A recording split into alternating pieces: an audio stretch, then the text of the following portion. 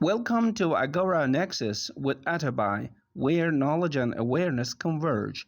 Wisdom begins with curiosity. The unexamined life is not worth living.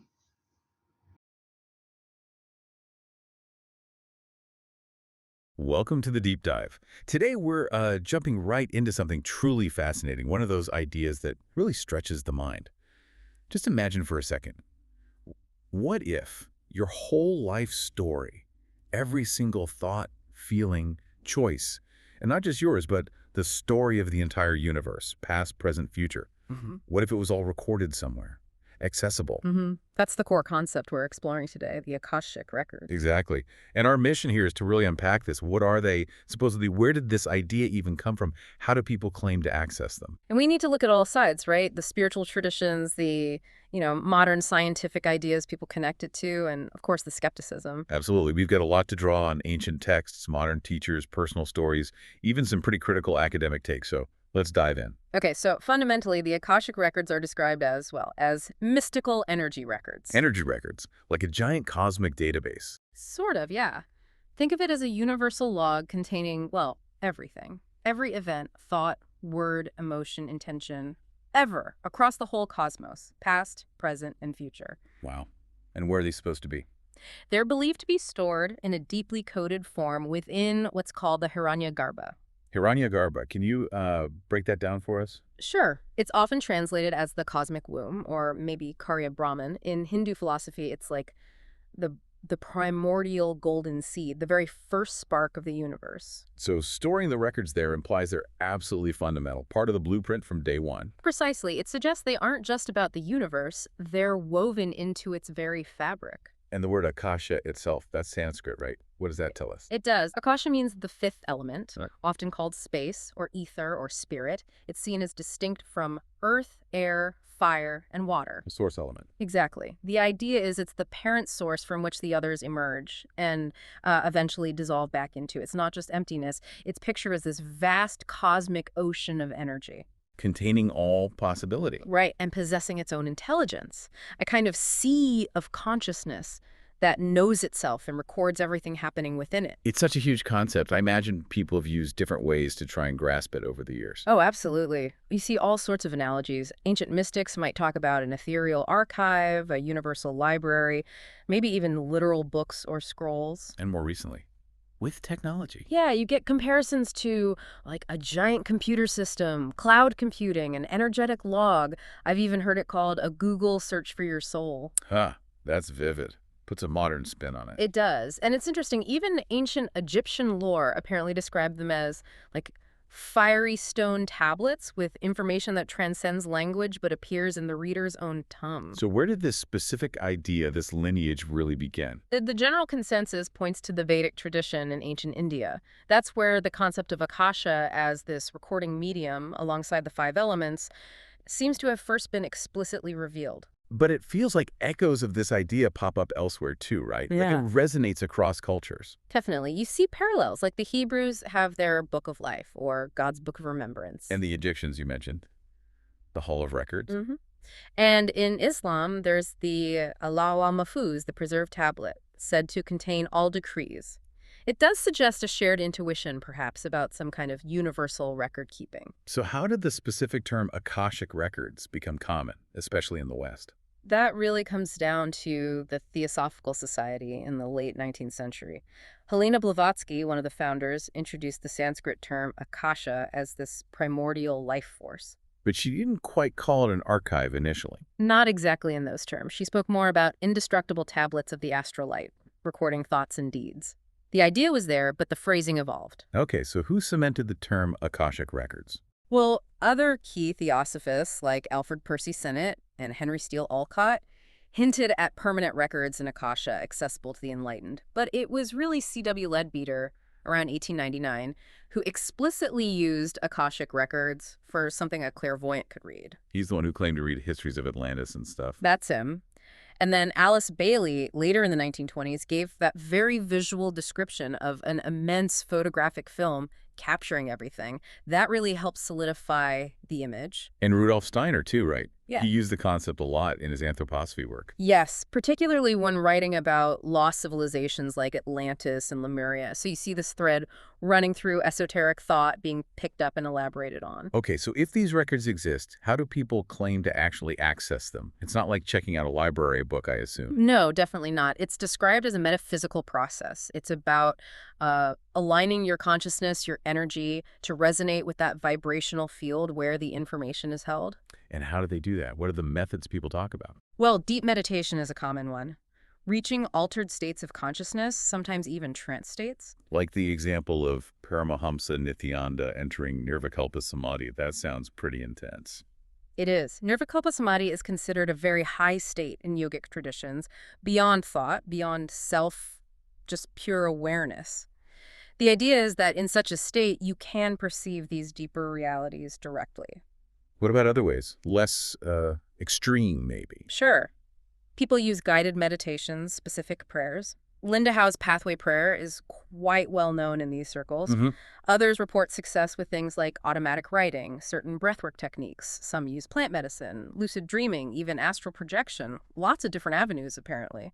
We found some fascinating personal accounts, too. Yes, those really bring it to life. Like the Reddit user who described meditating and finding themselves in this huge castle library in the sky. Right, with the pages starting as static. Exactly, and then words appearing. And they even got this weird external validation with a light bulb blowing out after asking for a sign. Strange. And the other one, speaking with Akash. Yeah, this person felt they encountered a being, the keeper of the log, who gave them insights into their life purpose and what they called healing blueprints. And that incredibly specific story about the woman who got a reading from Nityananda. That one is powerful. The reading apparently revealed her husband's suicide and linked it to her own past life suicide by hanging, which seemed validated by her being born strangled by the umbilical cord. Wow. That's very specific detail. It is. And you have figures like Edgar Cayce, the famous clairvoyant, who claimed his readings came directly from the Akashic Records, providing what he called helpful and hopeful information. And Nityananda's Balasanths, the children. Right. The claim there is that these children, through specific practices, awaken their third eye and can read the records, decoding the language of the cosmos. It's quite a claim. So, putting aside the extraordinary nature of these accounts, what are the practical benefits people report from accessing the records? Why try? The main reported benefits are things like gaining deep insight into your own life patterns, why certain challenges keep repeating, the dynamics in your relationships. Understanding your purpose. Yes, clarifying life purpose is a big one. Understanding your personal history, not just from this life, but potentially others, and how it impacts you now. It's about getting tailored guidance for growth. And achieving karmic breakthroughs. What does that mean in practice? It means understanding the energetic imprint of past actions, your own or maybe even ancestral ones, and finding ways to resolve them. The idea is this can lead to profound shifts, even liberation from old cycles. Okay, so if someone listening is curious, maybe wants to explore this themselves, what are the key tips practitioners usually give? Well, first off, grounding is seen as really important, like visualizing white light around you for protection.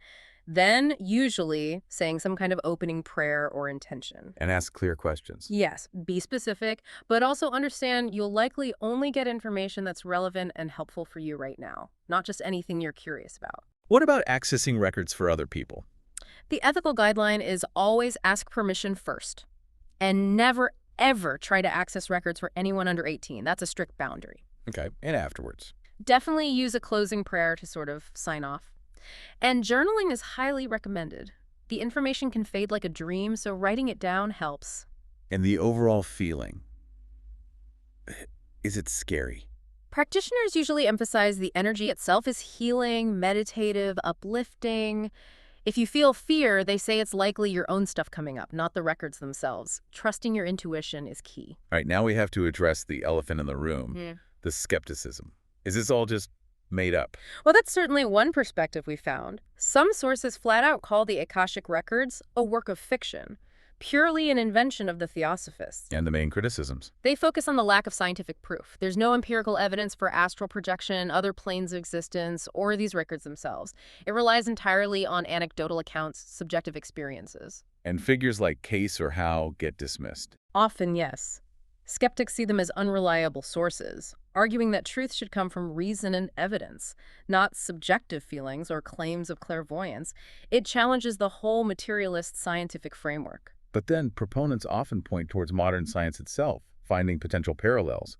What kind of connections are they making? They often look to quantum physics. Concepts like the quantum field, which someone like Dr. Joe Dispenza describes as this infinite sea of energy and information, sound, to them, quite similar to Akasha. A field containing all potential. Right. And the idea that time in the records isn't linear past, present, future, all interconnected, they see that resonating with some quantum theories about parallel realities or non-local connections. You mentioned Ervin Laszlo's A-field concept earlier. Can you expand on that? It sounded intriguing. Yes. Laszlo, a philosopher of science, proposed this A-field or Akashic field. He theorized that the quantum vacuum, what we used to think of as empty space, might actually be a form of consciousness. Consciousness in empty space.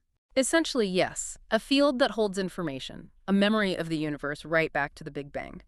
He even suggested this field could help explain why the universe's physical constants are so perfectly fine-tuned for life, which seems statistically improbable otherwise, like there's an underlying intelligence or information guiding it. That really shifts the perspective from a random universe to an informed one, It does. And then there's the holographic universe theory. where each part contains the whole. Exactly, like a piece of a hologram contains the entire image. If the universe is holographic, proponents argue, then information about everything could be encoded everywhere, making universal access, like the Akashic Records suggest, theoretically plausible. How does this relate to Jung's collective unconscious? Is it the same idea? There are definite similarities. Both suggest a shared pool of human experience, memory, archetypes. But Jung himself was careful. He kept his psychological concepts separate from overt mysticism. So, an analogy? Maybe, but not identical. Right. Jung's concept is generally seen as, let's say, more scientifically respectable within psychology because it stays within that framework, even if it deals with deep, shared patterns. So the challenge remains. Mainstream science, being largely materialist, struggles with things it can't measure empirically. Correct. Although proponents would counter, unseen doesn't mean unreal, like radio waves or Wi-Fi signals. They're real, they carry information, but you can't see them directly. Okay, let's bring this back home. Why should someone listening care about all this? How is it relevant personally? Well, one fascinating idea is that our individual records might be encoded right in our DNA, specifically in what used to be called junk DNA. Junk DNA. I saw scientists now think it has functions. They do, and this ties in. The idea is it might be dormant storage. Accessing it, consciously or unconsciously, could help you learn from past experiences, maybe even past life experiences, so you don't waste time doing the same actions again and again. It's like having your own personal wisdom library. So it helps you understand yourself better, your patterns. Precisely. Delving into why you face certain challenges, the nature of your relationships, maybe even understanding things like soul contracts, agreements you supposedly made before this life, about lessons to learn or people to meet. It sounds like it shifts your perspective on difficulties. That's the idea. It fosters empowerment. Instead of feeling like a victim, why me, you might start asking, what's the lesson here? Seeing your soul's blueprint, as some call it, gives you perspective, and awareness itself can break cycles. And it might reveal positive things too. Strengths. Absolutely. Gifts, talents, spiritual abilities that might feel innate could, according to this view, be carryovers from past experiences recorded in your personal Akashic field. And this isn't just individual navel-gazing, is it? There's a collective aspect too. Very much so. The concept extends to collective karma, the shared human journey. When one person works through their patterns, clears their energetic baggage, the idea is it doesn't just help them. It ripples out. Exactly. It can potentially help heal ancestral lines, break collective cycles, and contribute to a wider shift in consciousness. It supports the view that the universe isn't cold and random, but conscious and interconnected. Our choices matter, they're recorded. So it ties into this idea of humanity sort of waking up. Yes, waking up from a kind of collective amnesia, questioning the old stories or scripts we've been living by, and starting to consciously create from a place of deeper truth and connection. Wow. Okay, we've covered a lot of ground here, from ancient mysticism through Theosophy, personal anecdotes, skepticism, quantum physics. It really is a mind-bending concept. It truly is. And whether you take the Akashic Records as literal energetic truth, a powerful metaphor for interconnectedness, or just a product of human imagination, that core idea resonates, doesn't it? That there's more to our A story. much deeper story. Far richer than just the surface level of daily life. So maybe a final thought for you to ponder as you go about your day. What if it's true? What if every single experience, thought, feeling yours, everything's isn't lost, but is alive? If you right now, enjoyed this in this podcast, don't vast forget to cosmic hit the like tapestry. button, And what if that quiet subscribe inner to the voice, channel, your and intuition, turn your on gut the feelings? notification What bell if that's your subconscious so you constantly never trying to give miss you any glimpses of that bigger episode. picture? Hinting Your that you're not support just reading means the the story, but you're world actually to the us. author, pen in hand, ready to write the next chapter.